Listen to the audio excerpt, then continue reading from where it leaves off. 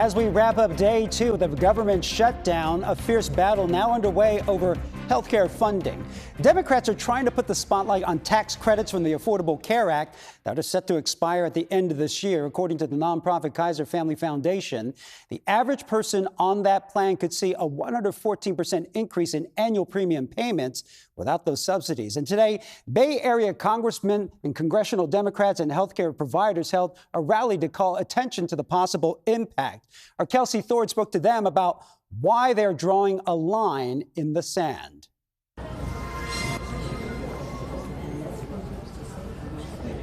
Who are you here for? America's working family?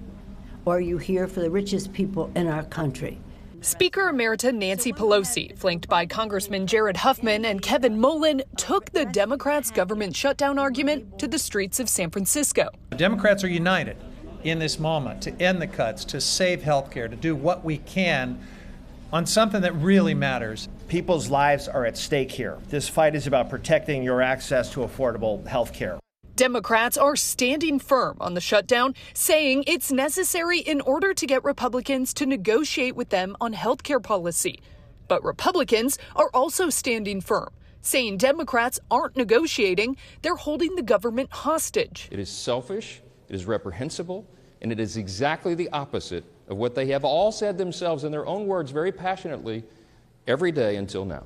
Honestly, I think that right now there's too much of each side trying to blame the other side for the shutdown and not enough of us actually trying to work together to end the shutdown. That should be the top priority right now, not trying to cast blame. Historically, a minority party's attempt to leverage a government shutdown to further a policy agenda has failed. But Democrats say they believe this time around is different. Those were shutdowns, and I experienced them from a minority party that was trying to take health care away. The question is, are Democrats going to take a stand to protect health care, not to try to shut the government down to strip it away? It's a very different moment.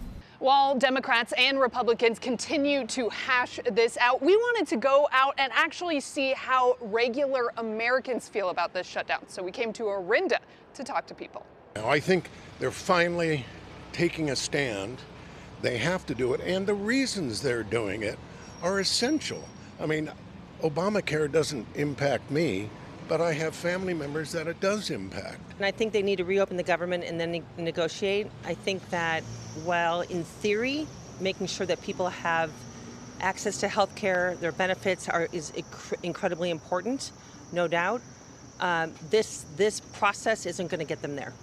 To have control of this country, which is people with money. That's mainly what it comes down to it.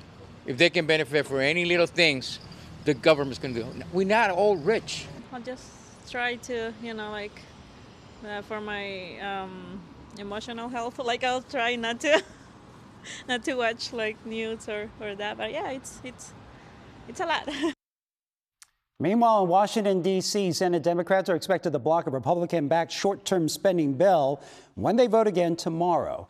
Now the White House is warning mass layoffs could be coming. President Trump wrote on social media that he is meeting with his budget director to discuss which, quote, Democratic agencies he can cut.